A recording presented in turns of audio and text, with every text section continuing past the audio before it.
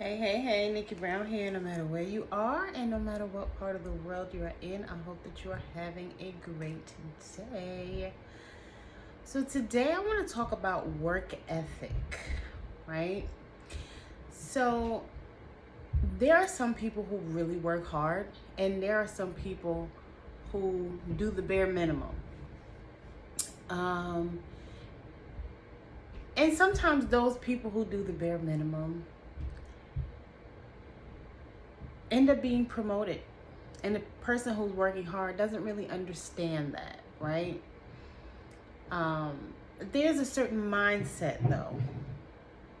The mindset of some people is that person who's working hard, because they're ready, willing, and able to do so, they want to keep them in that role or keep them in that position. Whereas there is that mindset that this person is working hard, they can lead others to work hard because they're leaders by example. And so they would make good leaders because they know exactly what to do and how to do it.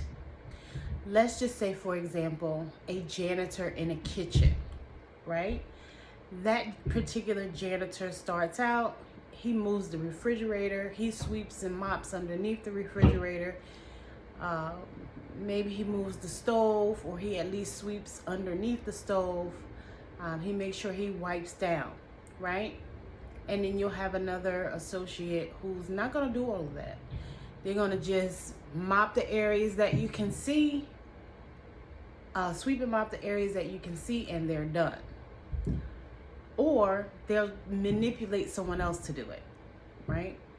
And so because they can convince other people to do this thing, they're considered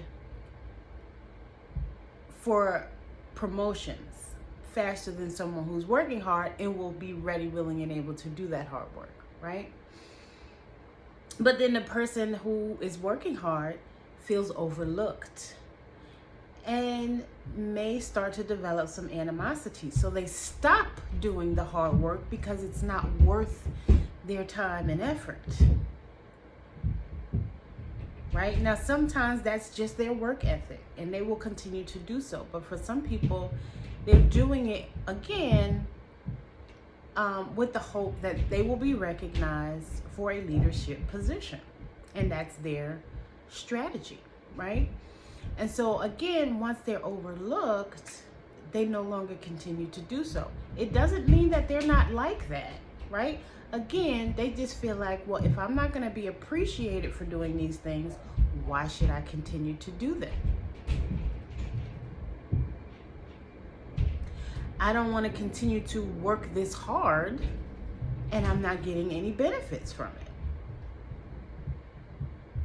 The benefit being to have an opportunity to lead others to do that same job in the same way.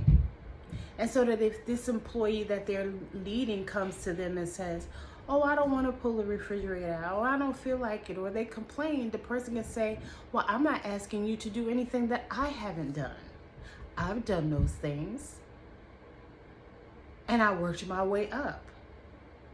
And so I'm willing to do the same thing that I'm asking you to do. Right? And in my opinion, that is an example of a good leader.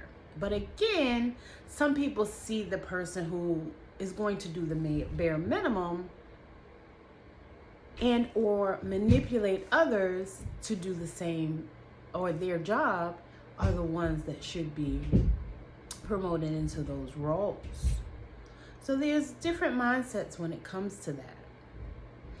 But again, people will feel neglected or taken advantage of if they're constantly overlooked. And I'm not really sure why people want to keep them in that low place or keep them in that position. It's called workplace punishment or workplace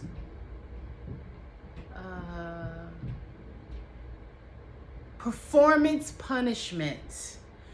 Performance punishment is what it's called, when someone does such a great job in the role or position that they're in, that whoever is in the leadership position above them wants to keep them in that role. And in the meantime, the person who is in that role does not feel respected, they do not feel appreciated, and they no longer want to do that role to the best of their ability. And some of them will leave and move on to find something else where they will be respected and appreciated and potentially promoted for their hard work and their work ethic. So think about that for those of you who have businesses or you're in some type of leadership position. We mustn't judge people because they're doing a good job and as if they're just supposed to stay in that subservient role. Right now, some people, everybody's not meant to be a leader, and I do understand that. But you have to consider each person and not just pigeonhole everybody and make them stay in a low place, right? For me, it is important for companies to promote from within rather than find someone outside. Find someone who's familiar with the role. And don't be jealous or intimidated. They might do better than you, right? That, to me, I don't understand that mindset, right? Why do we not want someone to do better for themselves? Why are we comparing, saying that, oh, I don't want this person to do better than me, whether it's conscious or subconscious? Well, I don't want this person to have more than me, right? Because in essence, you may already think that this person is better than you because you have this mindset. So you want to stop and block them from progressing in life because you have this mindset that this person may be better than you or can have the potential to be better than you or have more than you. Or you don't want this person to be your equal. And at the same time, these titles and positions don't really mean anything in terms of character, right? It doesn't make you a better person. We all go on the same ground or crematory when we leave here, right? We can't take any of our possessions with us. And from those who say they have had out-of-body experiences, they say it's better on the other side, so you wouldn't want to anyway. And I think if we understand it from that perspective, that we shouldn't be possessive or selfish when it comes to the things that we have, because they really don't mean anything. Not the houses, not the cars, not the jewelry, not the clothing,